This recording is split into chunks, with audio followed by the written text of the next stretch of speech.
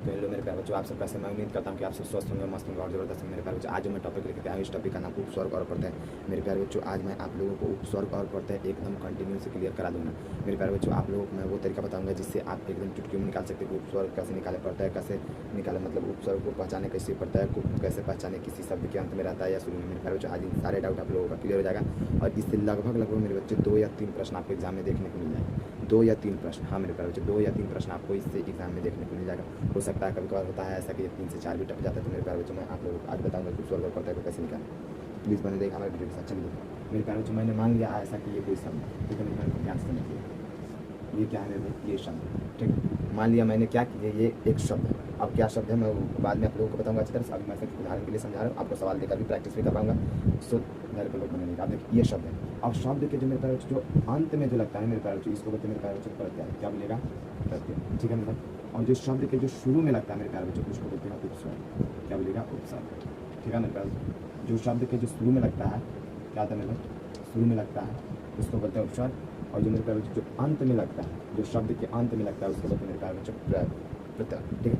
आप इसको ऐसे याद कर सकते हैं मेरे प्यारे बच्चों, उपस्वर्ग है तो ये क्या होगा, ये ऊपर की ओर रहेगा। ऊपर की ओर मतलब शुरू, ऊपर मतलब शुरू, सबसे शुरू ऊपर, समझिए। आप इस तरीके से आप याद कर सकते हैं उपस्वर्ग। उपस्वर्ग का का मतलब क्या होता है, ऊपर, यानी उपस्वर्ग से क्या होगा, शुरू, सबसे पहला वाला।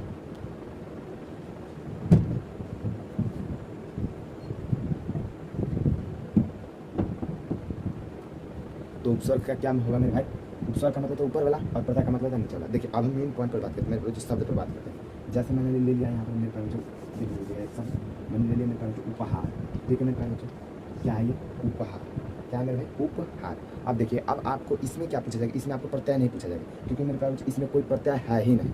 अब मेरे प्यारे बच्चों, आप लोगों के मन में सवाल उठ रहा होगा मेरे प्यारे बच्चों कि इसमें प्रत्यय क्यों नहीं। तो मेरे प्यारे बच्चों, मैं वो भी बताऊंगा कि प्रत्यय क्यों नहीं, इसमें केवल उपस्वर्ग होगा। अब उपस्वर्ग कैसे होगा वो भी मैं बताऊंगा। देखिए मेरे बच्चों, इस शब्द को आप ध्यान से देखिए मेरे भाई, और इस शब्द में आप हमको बताइए उपस्वर्ग कौन है।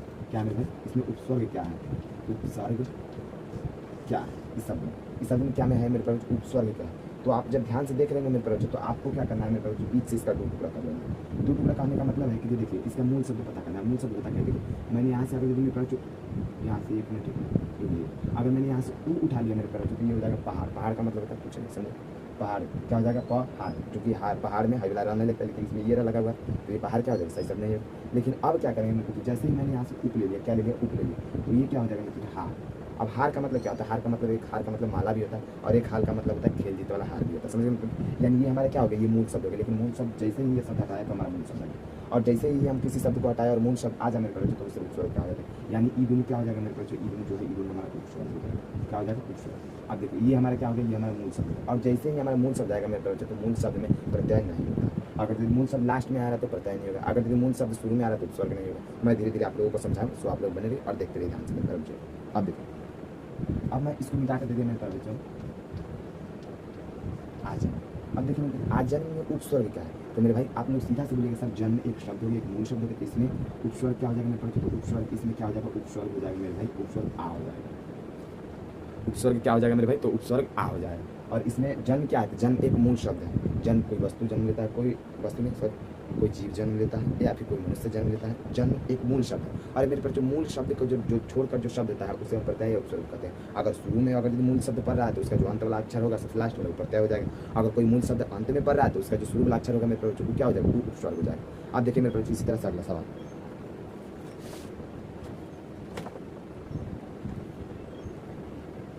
अब इसी तरह से मेरे पास अगला जो सवाल है, अगला सवाल देखिए। अगला सवाल मैंने दे दिया मेरे पास, जो क्या, प्रयोग, क्या दे दिया मैंने मेरे पास, प्रयोग। अब इसमें आप लोग क्या कीजिए मेरे पास, कि इसमें आप लोग उपस्वर्ग और प्रत्यय छांट कर देते हैं। तो आप लोगों को ध्यान से दिख रहा होगा मेरे पास, इसमें उपस्वर्ग और प्रत्यय, आप लोग अगर यदि ध्यान से देख रहे होंगे मेरे पास, तो इसमें आप लोगों को उपस्वर्ग क्या दिखाई दे रहा है, तो उपस्वर्ग आपको पता नहीं चाहिए, योग, योग एक मूल शब्द क्या है मेरे प्यारे बच्चों, योग क्या है, योग एक मूल शब्द। योग क्या है, योग एक मूल शब्द है। हम किसी संख्या का योग करते हैं, हम किसी वस्तु का योग करते हैं, यानी हम किसी संख्या को जोड़ते हैं, जोड़ने के क्रम को क्या बोला जाता है, योग बोला जाता है। योग का मतलब किसी चीज़ का योग एकत्रित करके उसका बताना। अब देखिए तो यहाँ पर क्या होगा, ये मेरे बच्चों, ये प्राय, क्या मेरे पास, प्राय। अब देखिए ये जो प्र है मेरे पास, ये जो प्रा है, इसका कोई भी काम नहीं, यानी मूल शब्द से अलग। और जैसे ही ये मूल शब्द से अलग होती है, क्या हो गया मेरे पास, ये उपस्वर्ग, क्या होगा, उपस्वर्ग। इसमें आपको प्रत्यय नहीं, प्रत्यय इसलिए नहीं क्योंकि इसमें लास्ट में क्या है, ये मूल शब्द, और जिसमें मूल शब्द होता है मेरे भाई उसमें प्रत्यय नहीं होता। आप लोगों को ये समझना पड़ेगा। अब देखिए, अब अगला जो शब्द है मेरे पास, अगला शब्द देखिए, अगला मेरे पास जो इसी तरह का सवाल है, तो इस तरह के सवालों को आप कैसे बना सकते हैं मैं वो तरीका बताता हूँ। अब मेरे पास जो हम बात करते हैं प्रत्यय पर, उपस्वर्ग के प्रत्यय मैंने 2-3 टिप्पणी बता दिया, उम्मीद है आप लोगों को अच्छी तरह से समझ में आ भी रहा होगा। अब देखिए, अब हम लोग बात करते हैं मेरे भाई प्रत्यय पर। प्रत्यय को कैसे निकालना है, देखिए मैंने अब यहाँ पर लिख दिया मेरे पास क्या मानव, क्या लिख दिया मेरे भाई मानव, क्या लिखा मेरे भाई मानव। अब देखिए इसमें आपको जो देखना है ना, इसमें आपको प्रत्यय में क्या होता है, आपको शुरू में कुछ नहीं दिखना। प्रत्यय में मेरे पर जो शुरू में कुछ नहीं दिखना, प्रत्यय में क्या होता है लास्ट वाला शब्द आपको दिखना। क्या दिखना प्रत्यय में लास्ट वाला शब्द, ओनली लास्ट वाला शब्द दिखा जाता है। तो इसमें तो हमको शुरू में कुछ नहीं दिखना, तो लास्ट ये से मिलाना है। तो आपको पता होना चाहिए मेरे प्यारे बच्चों, ये जो मानव है ये एक मूल शब्द है। मानव क्या है, एक मूल शब्द है, किसी वस्तु किसी व्यक्ति का नाम है, यानी किसी जाति का नाम है मानव, समझ गए। यानी मानव एक क्या है, मानव एक मूल शब्द है। और ये जो ता है, ये ता का कोई मतलब नहीं होता। तो जैसे ही ता का कोई मतलब नहीं होता मेरे भाई, ये ता क्या हो गया, ये ता हो गया प्रत्यय। क्या हो गया, ता हो गया मेरे पास जो प्रत्यय। अब इसमें उपसर्ग नहीं है क्योंकि ये एक मूल शब्द है, ठीक है मेरे पास। तो ये क्या हो गया, ये ता एक उपसर्ग, ठीक। अब देखिए मेरे पास जो मानवता में उपसर्ग क्या, उपसर्ग नहीं होगा, क्या होगा मेरे भाई, तो इसमें प्रत्यय होगा। और प्रत्यय में क्या होगा मेरे भाई, तो प्रत्यय में केवल ता होगा। क्या होगा मेरे भाई, ता होगा। अब इसी तरह से मेरे प्यारे बच्चों आपको, अब मान लीजिए ये तो आसान था, ये तो आँख से आपको मतलब ये दिख रहा था, ये सब दिया, लेकिन कुछ कुछ ऐसे शब्द होते हैं मेरे प्यारे जो दिए नहीं होते, छुपे होते, लेकिन आपको निकाला, हम बता रहे हैं। आप लोगों को ऐसे समझ नहीं आए, मैं बता रहा हूँ। देखिए मैंने यहाँ पे लिख दिया मेरे भाई पढ़ाई, क्या लिखा मैंने, पढ़ाई, समझिए क्या लिखा मैंने, पढ़ाई। अब देखिए मेरे पास इस शब्द में आपको थोड़ा सा कन्फ्यूजन होगा, थोड़ा सा कन्फ्यूजन क्या होगा मैं वो भी बताऊंगा। इसमें आपका प्रत्यय क्या होगा, तो भाई आप बोलिएगा क्या कि सर प्रत्यय, इसमें प्रत्यय क्या होना चाहिए, तो इसमें प्रत्यय होना चाहिए मेरे पास ई। आप लोगों के हिसाब से क्या होना चाहिए, ई। लेकिन मेरे पास इसमें प्रत्यय ई नहीं होगा, लास्ट में हालांकि बताया लास्ट में सब प्रत्यय, लेकिन इसमें ई नहीं होगा। अब ई नहीं होगा तो यानी इसको हमको क्या करना पड़ेगा मेरे पास, तो इसका संधि विच्छेद करके देखना। तो संधि विच्छेद कैसे करेंगे, जो यहाँ पर देखिए जो आई, ठीक है। जब दोनों मिलता है मेरे भाई तो क्या बन जाता है, पढ़ाई। क्या बन जाता है मेरे भाई, जब दोनों का जब हम संधि विच्छेद करते हैं मेरे पास तो क्या बन जाता है, ये बन जाता है पढ़ाई। यानी इसमें आपको क्या करना होगा मेरे पास, तो इसमें आपको जैसे छुपे शब्द होंगे इसको आपको बीच में से तोड़ना है, मतलब संधि विच्छेद करके लिखेंगे। और संधि विच्छेद नहीं आएगा तो मैं उस वीडियो को भी लाऊंगा और आप लोगों को बताऊंगा कि आप संधि विच्छेद को कैसे निकाल सकते हैं। अगर भी आपको समाज में, अगर यदि आपको समास निकालने में कोई भी दिक्कत या फिर तकलीफ होती है तो समास का मैंने सीधा सीधा ट्रिक और तरीका बता दिया है कि बिना परिभाषा के आप समास को कैसे पहचान सकते हैं, समास को बनाने का तरीका क्या है, मैंने वो सारी वीडियो में बता दिया है। आप लोग जाकर के उस वीडियो को देख लीजिएगा, ऊपर थंबनेल में लिखा होगा समास कितने प्रकार के होते हैं, समास होता क्या है, समास के बारे में मैंने पूरी बात बता दी। अब देखेंगे इसमें क्या हो जाएगा, इसमें मैंने पढ़ाई, पढ़ाई को थोड़ा तो मैंने क्या लिखा है भाई, एक पढ़ और जो आई, यानी ये दोनों से जो शब्द मिलकर बनाए, ये दोनों से क्या शब्द मिलकर बनाएंगे भाई, ये दोनों से शब्द मिलकर बनाया पढ़ाई। क्या बनाया, पढ़ाई। तो इसमें मेरे प्रत्यय क्या हो जाएगा, तो इसमें प्रत्यय हो जाएगा मेरे जो आई, क्या हो जाएगा प्रत्यय, प्रत्यय क्या हो जाएगा, प्रत्यय आई हो जाएगा, प्रत्यय क्या हो जाएगा आई। और ये पढ़, पढ़ मेरे प्यारे बच्चों एक शब्द है, क्या मेरे भाई, पढ़, पढ़ एक शब्द, ठीक है, पढ़ना या फिर पढ़ एक शब्द। अब देखिए अब अगला शब्द,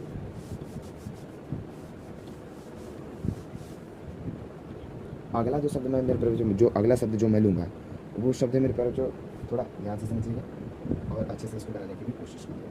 मेरे प्यारे जो अगला जो शब्द मिला ये मेरे प्यारे जो लिखावट, ठीक है।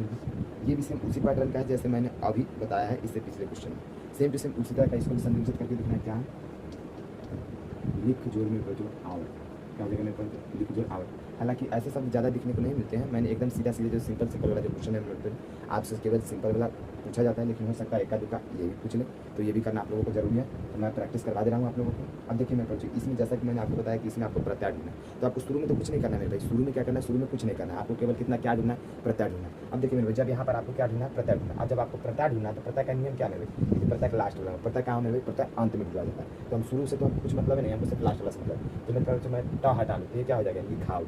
अब लिखाव कोई शब्द होता है मेरे को, नहीं लिखाव कोई शब्द नहीं होता। अब देखिए इस तरह से मैंने क्या देखें, लिख एक शब्द होता है मेरे भाई, तो इसमें क्या हो गया, इसमें पूरा शब्द अलग करने पर क्या हो गया, आवट हो गया। यानी जब हम दोनों का मेल करते हैं मेरे भाई, दोनों का जब मेल करते तो ये हो जाता है लिखावट। यानी क्या हो गया मेरे भाई, लिख एक मूल शब्द है, ठीक है, और आवट क्या है मेरे भाई, आवट कुछ नहीं, यानी आवट हमारा क्या हो जाएगा, आवट हमारा प्रत्यय, आवट क्या हो जाएगा मेरे भाई, आवट प्रत्यय हो जाएगा। अब इस तरह से मैं 2-4 उदाहरण और देकर आप लोगों को समझाने की कोशिश करता हूँ, समझिएगा।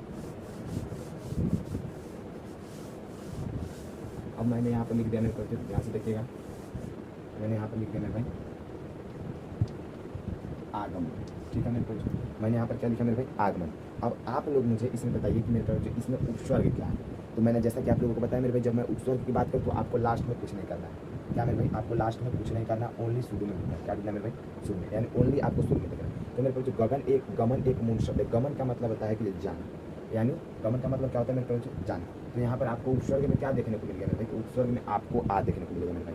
आप लोग ध्यान से समझिएगा मेरे भाई, उपसर्ग में आपको क्या, तो उपसर्ग में आपको आ देखने को मिलेगा मेरे भाई, ध्यान से समझिए। तो गमन क्या होगा मेरे भाई, तो गमन एक क्या है, गमन एक मूल शब्द है। तो हमारा प्रत्यय, तो हमारा उपसर्ग क्या हो जाएगा मेरे भाई, तो उपसर्ग हमारा हो जाएगा आ। उपसर्ग क्या होगा मेरे भाई, उपसर्ग आ हो जाएगा। और गमन का मतलब होता है जाने जाने, कैसे आप जा रहे हैं, तो इसमें तो प्रत्यय निकलेगा नहीं।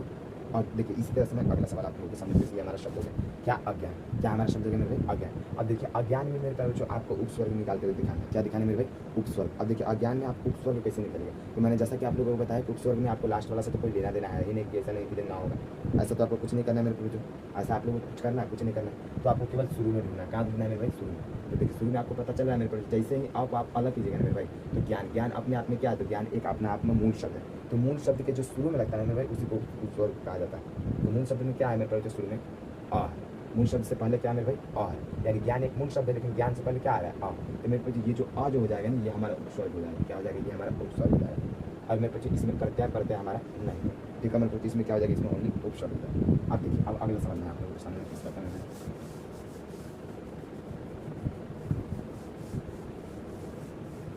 का मतलब शुरू में आपको लास्ट में तो ढूंढना नहीं। अब देखिए कर, कर का मतलब क्या होता है मेरे, तो कर एक मूल शब्द है। कर यानी किसी से पैसा लेना, यानी किसी का किसी से लागत लेना, उसको कहते हैं मेरे पास कर। कर एक हमारे पुराने के ज़माने में भाषा था, कर जो कि क्या करता था, जमींदार सब किसानों से लेता था, कर वही कर है। अब देखिए तो यहाँ पर एक्स्ट्रा में क्या, यानी यहाँ पर उपस्वर्ग यानी मूल शब्द के पहले क्या है मेरे भाई, तो मूल शब्द के पहले क्या है, आ। देन हमारा उपस्वर्ग कौन सा हो जाएगा मेरे पास, उपस्वर्ग हमारा हो जाएगा आ। उपस्वर्ग क्या हो जाएगा मेरे भाई, तो उपस्वर्ग हो जाएगा आपका आ। अब देखिए उपस्वर्ग हमारा हो जाएगा आ, क्या हो जाएगा उपस्वर्ग हमारा आ। उम्मीद है मेरे को, जो उम्मीद है आप लोगों को अच्छी तरह से समझ में आ गया होगा, और अच्छी तरह से समझ में आ गया होगा तो और मुश्किल से मेरे भाई इससे आपको 3 से 4 प्रश्न आपको लगभग में रहेंगे, यानी 3 से 4 नंबर, यानी ऑब्जेक्टिव में ये सवाल आपसे पूछे जाते हैं, और ऑब्जेक्टिव में 3 से 4 नंबर आपको रखे मिले।